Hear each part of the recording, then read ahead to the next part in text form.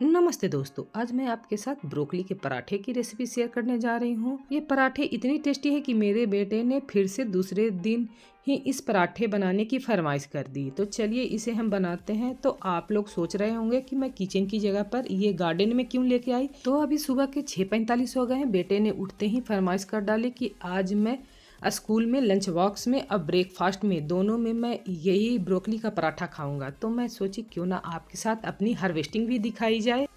Broccoli हमारे सेहत के लिए काफ़ी फ़ायदेमंद है, इसे हमें ज़रूर खानी चाहिए। तो यहाँ पर मैं 2 ब्रोकली काट ली हूँ। तो चलिए अब हम किचन की तरफ जाते हैं, क्योंकि हमें सुबह सुबह बच्चों के लिए लंच बॉक्स और ब्रेकफास्ट बनाने की तैयारी करनी है। तो मैं अपने किचन में आ गई हूँ। सबसे पहले हम इन ब्रोकली को धो लेंगे, क्योंकि अभी गार्डन से मैं इसे तोड़ कर लाई हूँ। तो यहाँ पर मैंने ब्रोकली को धो लिया है।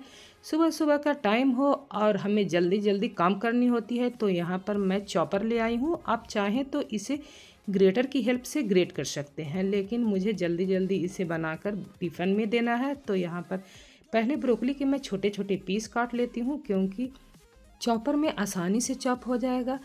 ब्रोकली के जो नीचे वाले पार्ट जो हार्ड होते हैं, उसका इस तरह से आपका छिलका निकाल लेना है और उसे छोटे छोटे पीस काट लेना। इसे भी हम पराठे में ऐड करेंगे। हम ब्रोकली का कोई भी पार्ट वेस्टेज नहीं होने देंगे। इस तरह से आप छोटे छोटे पीस काट दें, जिससे कि आपका चॉपर में आसानी से चॉप हो जाए। एक बार में सारी ब्रोकली हमारी चॉप नहीं हो पाएगी, तो मैं इसे थोड़ा थोड़ा करके ही चॉप करूँगी। आपको ब्रोकली को बारीक चॉप करनी है। अगर आप मोटा मोटा इसके पीस रहने देंगे, तो आप जब पराठे को स्टफ करेंगे और इसे बेलेंगे, तो आपके पराठे में से ब्रोकली बाहर हो जाएगी और पराठे आपके फट जाएंगे। तो यहाँ पर मैंने सारी ब्रोकली को चॉप कर ली है। अब इसी चॉपर में हम प्याज को भी चॉप करेंगे। तो यहाँ पर मीडियम साइज के 2 प्याज मैंने लिए हैं। पहले चॉपर में डालने के पहले हम इसे रफली चॉप कर लेते हैं। चॉपर में हमें प्याज को भी बारीक बारीक ही चॉप करनी है। हमारे सुबह के भागम भाग में ये चॉपर हमारी बहुत ही हेल्प करती है। तो यहाँ पर देखिए हमारी जो प्याज है वो अच्छे से चॉप हो गई है। तो हम इस बाउल में प्याज को रख देंगे और इसे हम साइड में कर लेंगे। तो यहाँ पर हमें 2 मिर्च, 1 इंच अदरक और थोड़ी सी लहसुन, इसे हमें कूट लेनी है, जिससे कि आपके पराठे में ये कूटे हुए अदरक, लहसुन और मिर्च का टेस्ट ज़्यादा आता है। तो यहाँ पर मैं कूट कर ही लेती हूँ। अगर आपके पास पेस्ट है तो उसका भी यूज आप कर सकते हैं। अब इन सबको हम साइड में रख लेते हैं। तो अब हम सबसे पहले यहाँ पर पराठे के लिए आटा लगाएंगे। तो यहाँ पर हमने 2 कप आटे का यूज किया है। तो इसमें अब हम स्वादानुसार नमक डालेंगे, आधा चम्मच अजवाइन डालेंगे। मैं जब भी पराठे की आटा लगाती हूँ उसमें मैं अजवाइन ज़रूर डालती हूँ।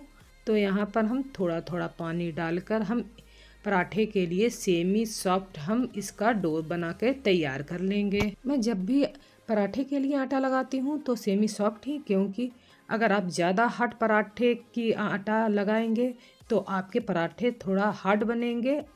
सॉफ्ट पराठे के लिए आप सेमी सॉफ्ट ही आटा लगाएं। तो यहाँ पर मैं आटे को ढककर उसे रेस्ट करने के लिए रख देंगे, जब तक हम पराठे के लिए स्टफिंग तैयार कर लेंगे। तो यहाँ पर मैं सत्तू का यूज कर रही हूँ। तो यहाँ पर हम सत्तू डालेंगे। अगर आपके घर में सत्तू नहीं है तो इस तरह के चने आते हैं, तो इसका आपको छिलका निकाल लेना है और मिक्सी में पीस लेना है। इस चने से तो आपके पराठे का टेस्ट आएगा ही आएगा। और इस चने में प्रोटीन काफ़ी होते हैं, तो इसे हमारी सेहत के लिए भी फ़ायदेमंद हो जाएगा। तो एक बार इस तरह से आप ज़रूर पराठे बनाएं। और इन पराठों में सत्तू डालने का एक रीज़न और भी है कि आपके जो पराठे में जो भी एक्स्ट्रा मॉइस्चर है वो सोख लेता है, तो आपके पराठे फटेंगे भी नहीं। तो यहाँ पर हम कूटी हुई अदरक, लहसुन और मिर्च को डालेंगे। स्वादानुसार नमक इसमें हम डालेंगे। 1 छोटी चम्मच हम धनिया पाउडर डालेंगे और 1 छोटी चम्मच हल्दी पाउडर, आधी छोटी चम्मच जीरा पाउडर। यहाँ पर हम कुटी हुई लाल मिर्च का यूज कर रहे हैं थोड़ा सा, थोड़ी सी हम काली मिर्च पाउडर, और इन पराठों का टेस्ट बढ़ाने के लिए आधा चम्मच चाट मसाला पाउडर डालेंगे। अब इन सब को हमें अच्छे से मिक्स कर लेनी है। सत्तू डालने से जो हमारी ब्रोकली और प्याज में थोड़ी सी नमी है, जो हमें पराठे भरने के टाइम में दिक्कत होगा, तो उससे ये मॉइस्चर सूख जाने की वजह से हमारे पराठे अच्छे से स्टफ हो पाएंगे। तो यहाँ पर हम तवे को पहले अच्छे से गर्म कर लेंगे। तो हम पहले पराठे को स्टफ करेंगे। तो यहाँ पर मैंने आटे की छोटी सी लोई उठा ली है, उसे सूखे आटे में लगा के हम इन बाउल को एक कटोरी का शेप दे देंगे। ज़्यादातर मैं इसी तरह से पराठे भरती हूँ। आप इस तरह से कटोरी का शेप दे दें और आपको जितनी स्टफिंग पसंद है उस अनुसार आप स्टफिंग को भर लें। बहुत लोगों को पराठे भरने में बहुत मुश्किल होती है। अगर आपको इस तरह से पराठे भरने में दिक्कत आती है तो एक और तरीका आपको मैं बताती हूँ जिससे कि आप आसानी से पराठे को स्टफ कर लें। तो सिंपल आपको क्या करना है, आटे की एक लोई बनानी है, सूखे आटे लगा के इसे आप रोटी की तरह बेल लें। आपको इसे रोटी से थोड़ी सी बड़ी बेलनी है। तो देखिए यहाँ पर मैंने इस रोटी को बेल लिया है। अब इस स्टफिंग को हमें रोटी के सेंटर में रखना है। इस तरह से आपको जितनी स्टफिंग पसंद है उस अनुसार आप रोटी के ऊपर स्टफिंग को रख लें और एक तरफ से इस तरह से उठाते हुए स्टफिंग के ऊपर हम एक किनारा रखेंगे और दूसरे तरफ से भी इस तरह से रखेंगे और दो किनारे और हैं, इस तरह से एक दूसरे के ऊपर हम रख देंगे। इस तरह से हमारे पराठे स्क्वायर शेप के हो जाएंगे। खासकर बच्चे को स्क्वायर शेप के पराठे अच्छे लगते हैं, उन्हें अलग अलग के शेप के पराठे दे वो खुश होकर खाते हैं। हम इसमें सूखा आटा लगाकर इनके पराठे बेल लेंगे।